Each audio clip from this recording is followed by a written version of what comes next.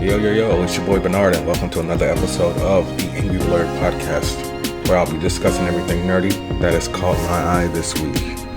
Unfortunately, we do have to start on a somber note. We have to give a rest in peace to Roberto Orci. So I know a lot of y'all don't read credits, so I'm just going to tell you some of the things that Roberto Orci has done in his life that you may have watched. So, he worked on Hercules, The Legendary Journeys, Xena Warrior Princess, co-created Fringe with J.J. Abrams, also co-created the Sleepy Hollow TV show. I believe this was the one that was on Fox. Yes, the one that was on Fox with West Palm Beach's own Nicole Bahari. Wrote the script for the first two Transformers movies. Polished the script for Watchmen. Co-wrote Mission Impossible 3, co-wrote The Legend of Zorro. I don't think I ever saw The Legend of Zorro. Executive produced The Proposal with Ryan Reynolds and Sandra Bullock. Co-wrote and produced Cowboys and Aliens with Daniel Craig and Harrison Ford.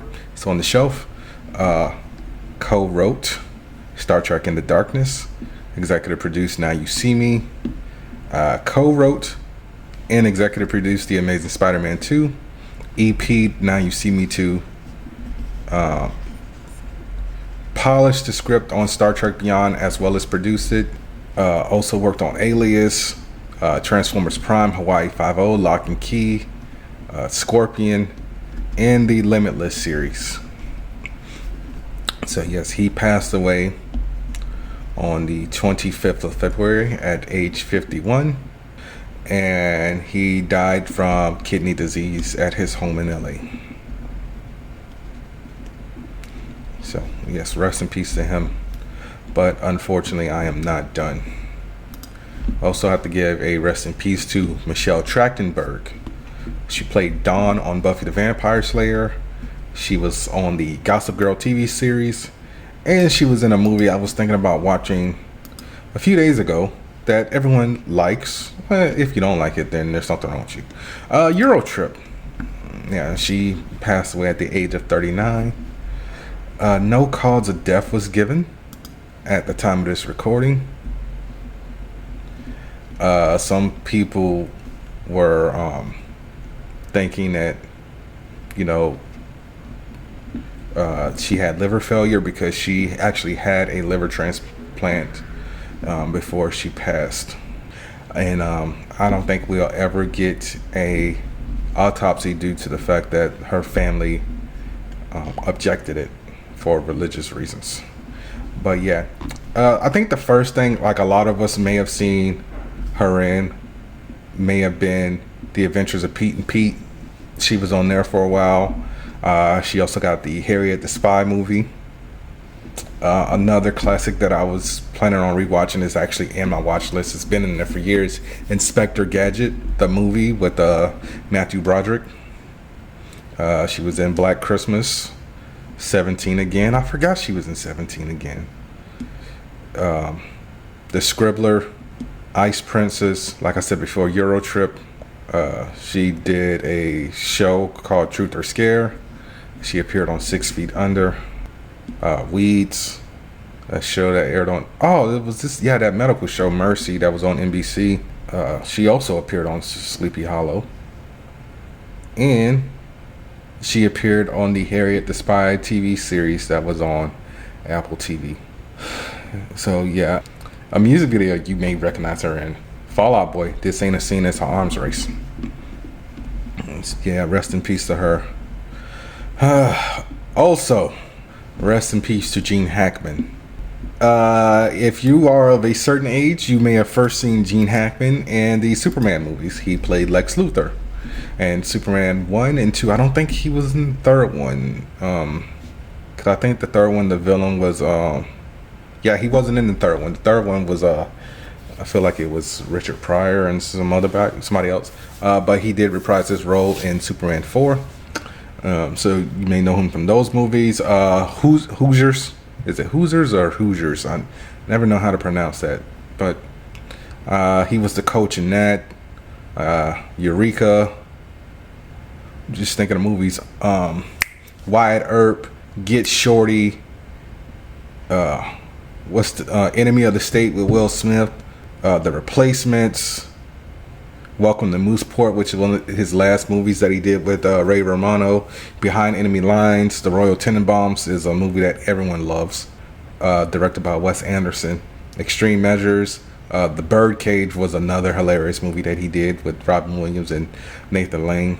He really didn't do that much TV once he got his big break in Hollywood. So like all of his TV credits, they start at like 1959, and then it kind of tails off at 1968. Like he did a few things, but it was as himself. Like he did narration work for a Super Bowl documentary that aired in 2007. But yeah, him, his wife, and their dog all passed away in their home. No cause of death was given, but apparently the this whole situation with his passing is getting weird. So first they said like no foul play was discovered or anything. Somebody called to do a wellness check after a maintenance worker said that they didn't answer the door for a couple days, and he was the one who actually called 911. According to the data retrieved from Gene Hackman's pacemaker, it was suggested that he had been dead for 9 days. One of their dogs had actually passed, but the other ones were still alive on the property. A deputy noted that it appeared that Hackman fell, that like they both like collapsed and hit the ground, but there were no signs of carbon monoxide, but their bodies were mummified, unfortunately. And yeah, this is just sad. I mean, I would really like to know what happened. Yeah, we have to give a rest in peace to those 4 individuals: Gene Hackman, his wife Betsy Arakawa, Michelle Trachtenberg, and Roberto Orsi. And Michelle Trachtenberg is literally just like a few months older than me, because Friday was my birthday and she was turning 40 this year on in October. Sorry, didn't mean to bring the pod down so early, but unfortunately, you know, this is a part of news. So James Gunn and Peter Safran, you know, the heads of DC Studios, basically revealed everything that was going on with the state of the DCU. They basically did a State of the DC Union. As we know, Superman comes out this July. James is heavy into post-production and editing. They're cutting a second trailer and getting ready to do test screenings. And he said that he may shoot like a little bit of beef footage just to heighten the film's impact. So Supergirl Woman of Tomorrow is still on its way. Said that, you know, they are midway through production on that movie, so it's supposed to come out next summer. That's a good sign. So Batman, and this is where it gets tricky. So people on the internet have been speculating that Gunn wanted to bring Matt Reeves' Batman, aka Robert Pattinson, into the main DC universe. And like everyone's saying, like there's been a lot of infighting about that, but Gunn said no, that's not the case.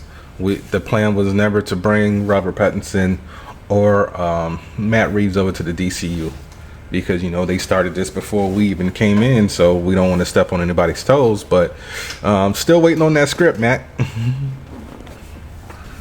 So come on, Matt Reeves, get it together. Also speaking about The Brave and the Bold, he said that it's in very active development, and Gunn said that he's very actively involved in it. He said once the script is ready, they'll see if Andy Muschietti feels like he's a fit, and they'll go from there. Paradise Lost, the Mascara series. There hasn't been any updates on it, but James Gunn said that it's still totally important to the plans. The work is still in progress, and the pilot is being written as we speak. Swamp Thing. They actually went to James Mangold to see if he wants to make the Swamp Thing movie. So James Mangold directed The Wolverine. He directed Logan. He directed the most recent Indiana Jones movie, Indiana Jones and the Dial of Destiny. Had to think about it for a second, or is that the movie? It's either The Great Circle or the Dial of Destiny. It's one of those. And they said that Swamp Thing is not integral to the larger story that they're telling. It's mainly happening because James Mangold wanted to do it, and his ideas were good. So they aren't going, like I said before, the full Marvel route where they have a roadmap. They'll just make things connect, whatever. So they're just throwing like a lot of stuff at the wall, which isn't necessarily a bad thing because you don't necessarily need everything to connect, and that's what Marvel's slowly learning now by doing all these special presentations, or I forgot what the label was that they threw on Echo. Although you do need to watch Echo to find out how Wilson Fisk started running for mayor, but whatever.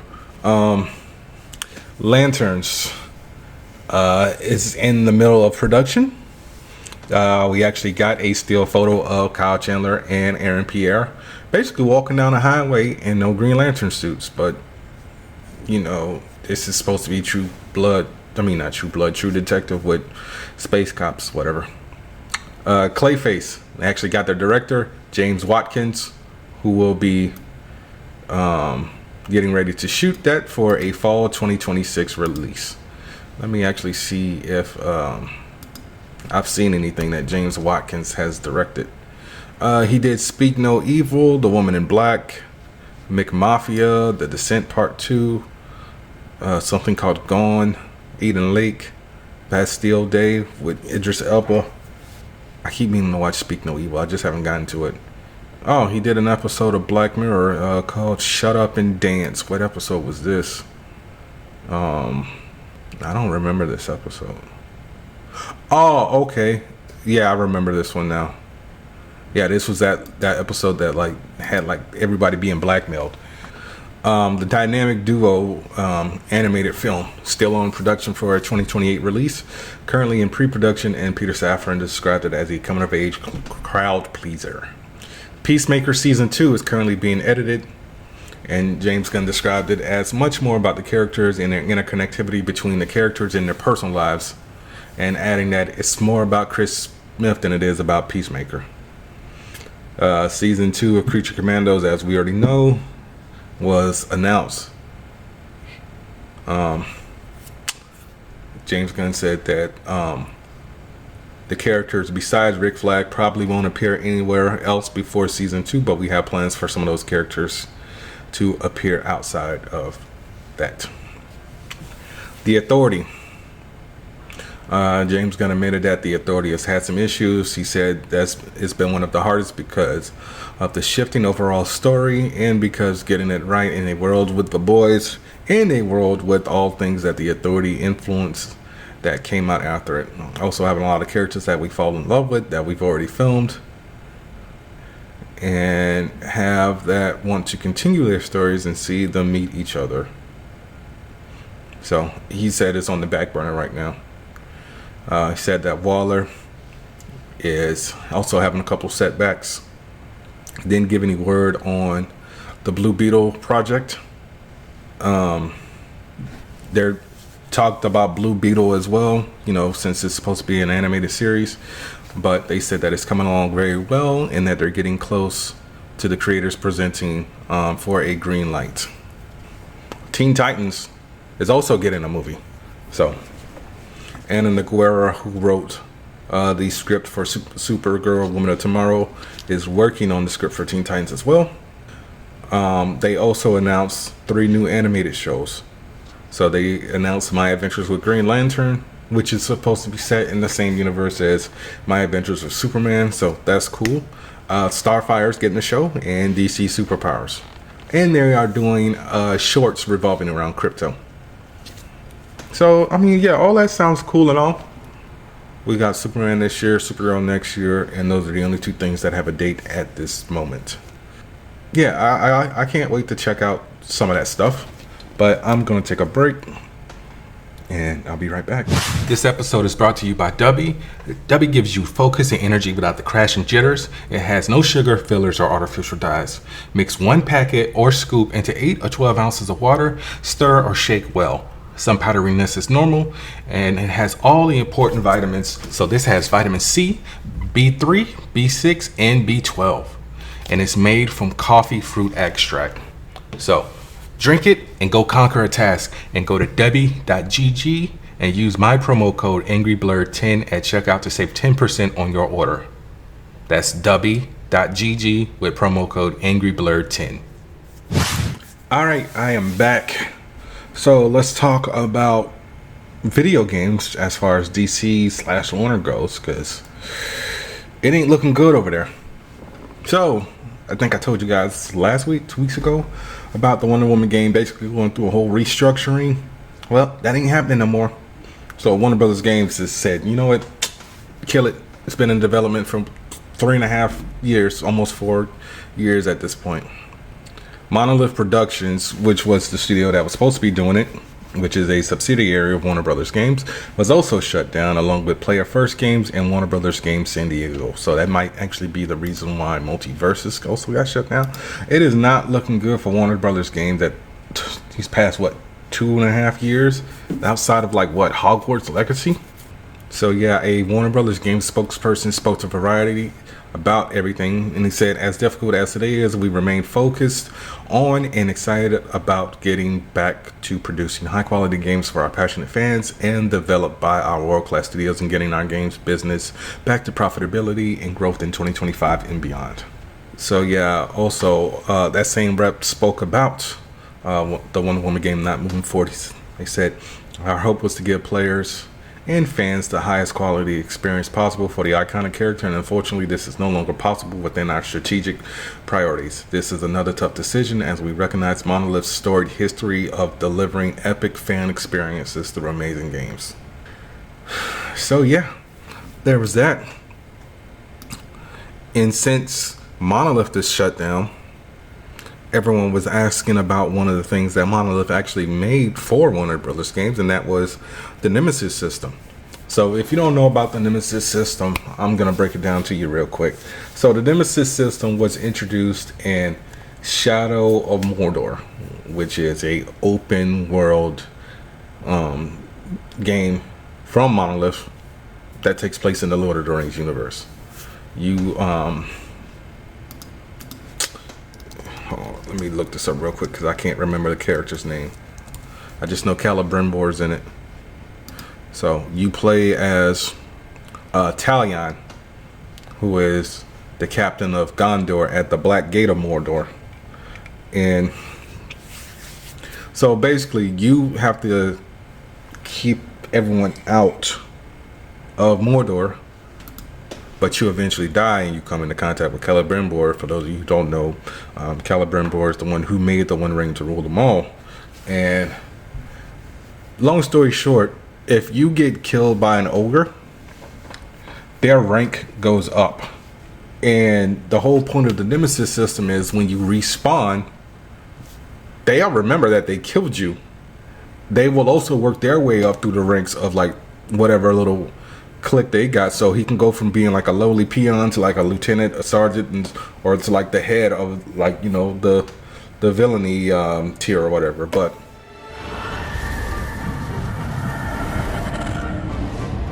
we continue our gameplay feature series by exploring Middle-earth Shadow of Mordor's Nemesis system.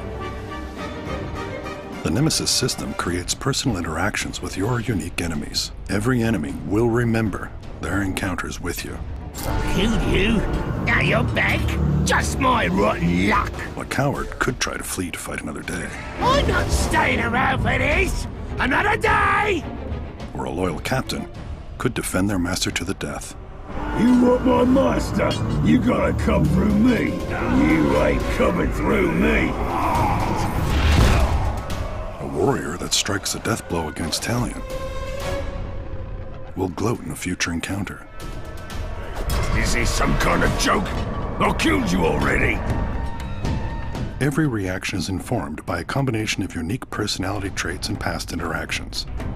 evolving the world around you in surprising ways. Don't you move or I'll miss. I hate that. Using the power of the Wraith, you may choose how to disrupt Sauron's war machine by creating power struggles within Orc society. Grow the power of your forces by helping them successfully complete missions. Or bring down Sauron's army from within by commanding your enemies to battle one another. Duels, beast hunts, and feasts. Time to feast. The Nemesis system creates a living, breathing, dynamic Orc society within Mordor, enabling every player to create their own unique villains and stories, and ensuring no two playthroughs are ever the same. As you kill, dominate, and terrify your way through the ranks of Sauron's forces, you can ultimately build your own powerful army, challenging the Dark Lord and bending Mordor to your will. So they own the patent for the Nemesis system until 2036. And like I said, this was one of like the most innovative things I've seen in games in like pretty much like a decade. It's like not that much has been improved upon games outside of graphics. Like this is a software thing that, you know, like and I don't think they're gonna use it for anything. So like they're just holding on to it, just like license it out. There you go. And you know, make some money off of it. Can you imagine a Spider-Man game with the Nemesis system where if you got killed by, you know, regular dude on the street, you know, with the 110th Street gang, referencing your friendly neighborhood Spider-Man, just because and then he works his way up to lieutenant, and then like capo, and then, you know, he has his own faction of goons. It's just something that should be used for everybody. But well, what are you gonna do? Next story, a little short blurb. A show that I've been waiting to come back because it's been a year and some change, and I'm like, yo, where's my Doctor Who season 2? We finally got an answer for that. They announced that season 2 of Doctor Who will officially air on April 12th on the BBC iPlayer in the UK and Disney Plus for the rest of the world. So weekly drops of that, so get ready for reviews of that in April. All right, what is my next story? I got a lot of casting news for you guys. So first thing, we got some casting news for the final season of The Boys. It's a supernatural reunion.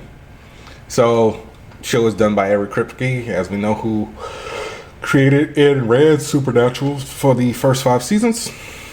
Brought in Jensen Ackles as Soldier Boy. You gotta do it.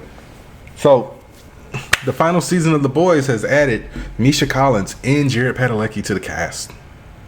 No idea on who they will be playing. Will they be Team Vought or Team Boys? We don't know, but we will find out when we find out. Dexter Resurrection also has a casting update. Kirsten Ritter, who we all know from Jessica Jones, Defenders, Don't Trust to Be in Apartment 23, Breaking Bad, Orphan Black Echoes, more recently Sonic the Hedgehog 3, forgot she was in She's Out of My League, has joined Dexter as a character named Lady Vengeance, who is a serial killer. I think we're supposed to be getting Dexter Resurrection this summer, and I do plan on reviewing it. I know I let y'all down with my lack of reviewing Original Sin on a weekly basis, but I forgot. Sorry. Harry Potter, the TV show, coming to HBO and Max. John Lithgow has confirmed that he will be playing Dumbledore, and half the internet lost their shit. And they were like, how is he going to be doing this? And why is it not anybody British?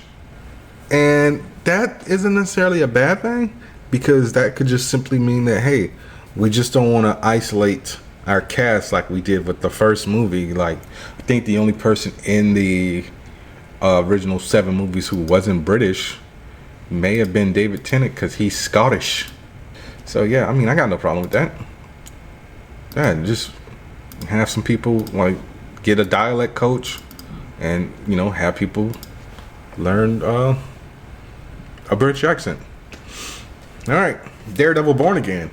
So season 1 starts this coming Tuesday. This is casting news for season 2, which actually just started filming. Tony Dalton, who was in Hawkeye as swordsman. What was his character's actual name in... I thought he was British, bro. That mustache makes you look British. Jack Duquesne will be reprising his role from Hawkeye as swordsman. They didn't really go into many details about him being in this. But, hey, I'm down for it. Also, something that just came out of right field. I'm like, okay, who is he playing? Matthew Lillard has joined the cast of season 2 of Daredevil Born Again. Once again, nothing's come out about who he's playing. Somebody in one of my Facebook groups was like, hey, is he playing the Owl? I'm like, no, unless they change the character's name, because technically Leland Owsley appeared in Netflix's Daredevil. Well, let's call it Marvel's Daredevil because it wasn't a Netflix production. But Leland Owsley appeared in, I want to say, the first 2 seasons of Daredevil. And Fisk killed him by throwing him down an elevator shaft after he found out that Leland was stealing money from him. So, who knows? I like Matthew Lillard. So, hopefully he isn't just there for like one scene or something like that. Alright, a little bit more video game news. We are getting a new Terminator game. And I believe this is a remake, but I'm not entirely sure. So this game is called Terminator 2D No Fate, and it will be released this September 5th on PC, PS5, Xbox Series SX. Bitmap, who is the developer, also teased that it will be released on retro platforms. So by retro, do you mean PS4 and Xbox One? I almost forgot what Xbox it was because they made the dumb mistake of naming their second system the 360. All right. So this is done by Bitmap Bureau. So Terminator 2D No Fate is a retro style side scroller that sees players play as Sarah Connor, the T-800, and the adult John Connor.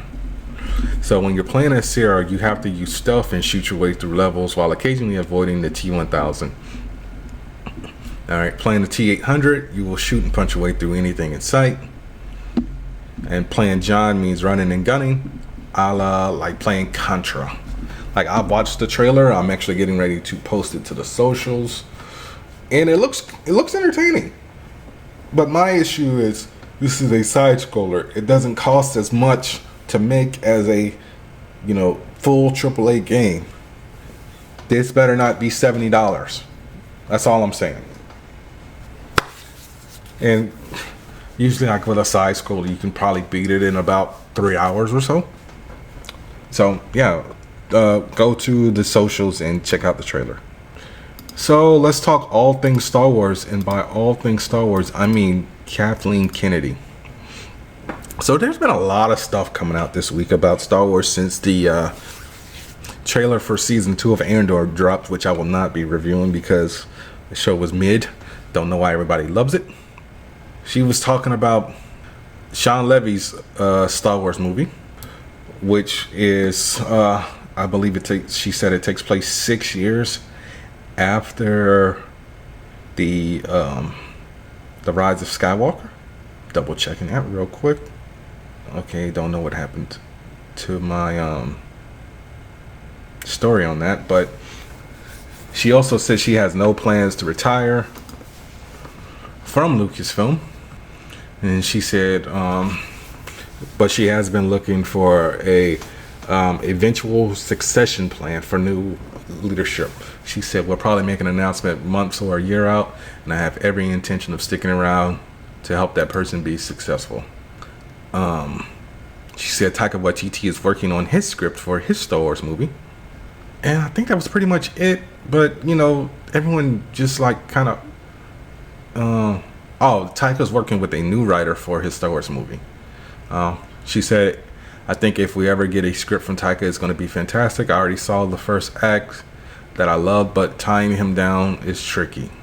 But yeah, the Ryan Gosling Star Wars movie that Sean Levy is directing is 5 or 6 years after the Rise of Skywalker. Star Wars has been a hit or miss for people. Like, I liked The Acolyte. I'm not a fan of Andor. The Book of Boba Fett was Mandor was good. I don't watch any of the animated stuff, so I don't watch The Bad Batch. I don't watch Tales of the Sith, Tales of the Jedi. I just usually stick to the live action stuff. But yeah, I mean, I haven't had any issues with it. But you know, that's just me. Someone's probably like, "Shut up, nerd." Anyway, next story. Let's go ahead and talk about the MCU again, as I already brought up. Daredevil Born Again. Let's talk about The Punisher. We are getting a Marvel special presentation of The Punisher that will be co-written by John Bernthal, and it will be directed by Ronaldo Marcus Green, who I don't think I've ever heard of. Okay, he did the Bob Marley movie. He did King Richard. I don't think I've seen anything that he's ever directed, so no, I haven't. Wait, The Interview? Oh, that's a short film. I thought that was The Interview. So yeah, I haven't seen anything he directed. He did Monsters and Men, Joe Bell, King Richard, and Bob Marley One Love. Oh, that's why he's attached to this, because he did We Own This City on I believe it was HBO, and John Bernthal was the lead in that. Played Wayne Jenkins. So yeah, I mean, cool. Special presentation for The Punisher. Why not? We also got a first look at Masters of the Universe with a teaser poster. It's just simply, you know, He-Man with the sword. You get to see a little bit of shoulder, a little bit of pectoral, wrist brace. And we're supposed to be getting that when, I believe, June of next year. So I'm going to go over the cast again, just for a refresher for you guys. Nicholas Galtzine will be playing He-Man. Camila Mendez will be playing Tina. Morena Baccarin will be playing the Sorceress. James Purefoy will be playing King Randor. Allison Brie will be Evil Lynn. Charlotte Riley will be Queen Marlena. Johannes Hacker Johansson will be Fisto. Jared Leto will be Skeletor. Idris Elba will be Duncan, aka Man at Arms.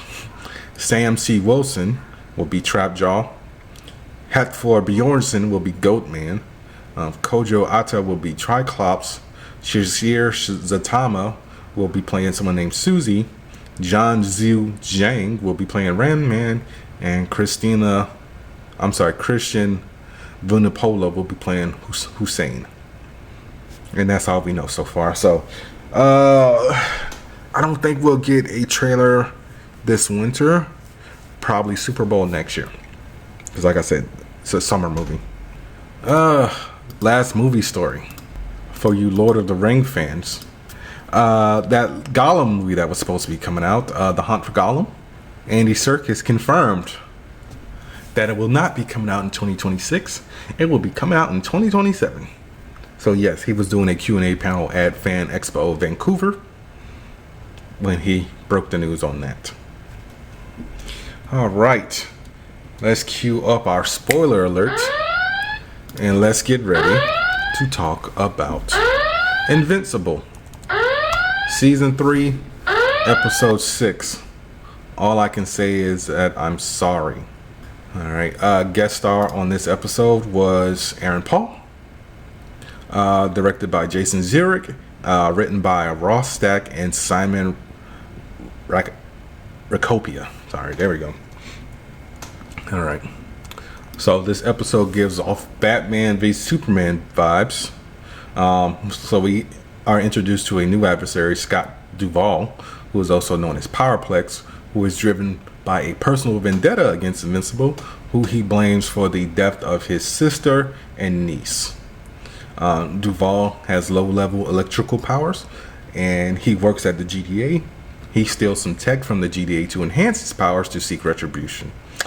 Mark and Eve go out with William and his boyfriend, whose name I keep forgetting, and they meet Amber and her new boyfriend.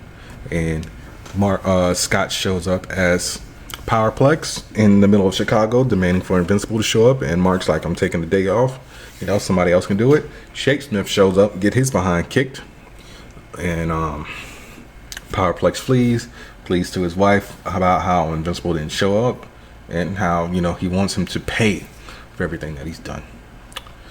Meanwhile, back at the teen team, Rex and Ray are getting a little bit closer, but Ray reveals that she wants to quit being a hero. And Rex is like, this is the only thing I ever known, so but if you want to, I'll go with you. Rudy makes a belt for Monster Girl, which basically she puts on, and it stops her from de-aging every time she uses her monster form. So the next day there is a memorial for all the victims lost in the Invincible Omni-Man fight. Powerplex shows back up, and Eve stops him. He gets ready to be hauled off to jail, and he escapes. He returns to his wife that suggests that he stages her husband as kidnapping her and their son. Mark attempts to talk down Powerplex, but him and his need for revenge accidentally kills his family. You know, Mark still tries to plead with him, saying that, you know, anger doesn't get you anywhere, and he said, you know what, I'm still gonna kill you. And Mark and Eve sit on the rooftop and talk about everything that happened, and we find out in a mid-credit scene that Angstrom Levy is still alive, and he has gathered several of Mark's multiversal variants. So yes, I don't recall that Powerplex escapes from prison or what, but we are getting ready for the Invincible War, which is, oh man, I just realized what's going to happen at the end of this season. It's nothing bad, it's just we're going to be left on cliffhanger, and I hate being left on cliffhanger, so hopefully season 4 will be in production and ready by 2026. But very good episode. Aaron Paul did a hell of a job on this episode. It's Powerplex. What's his name? Peter? Is it Peter or is it Paul? Paul. Is still trying to get used to dating a woman with superhero kids who, you know, make him feel insignificant. Well, they don't make him feel insignificant. He's just projecting his insignificance onto her. But we got what, 3 more episodes, or is it 2? Because it's what, 8 episodes a season. So yeah, we got 2 more episodes. So I don't think they're gonna touch on the stuff with Amber just yet. But spoiler, like I said. Anyway, guys, I ain't got no more talking for this week. I gotta go and try to finish Defenders so I can watch season 3 of Daredevil in time for Born Again to start. And I still haven't watched Friday Night SmackDown. Anyway, guys, it's your boy Bernard. That was another episode of the Angry Blerd podcast. Be sure to rate, review, subscribe, tell a friend, and tell a friend. Go to w.gg. Use the promo code AngryBlerd10 at checkout to save 10% on your order. And if you want to be nice and generous, you can send me a little bit of money for my birthday, because your boy is broke. You can hit me up on Cash App at Scarlet Spider 86. That's SCARLET SPYDER 86. All right, bye.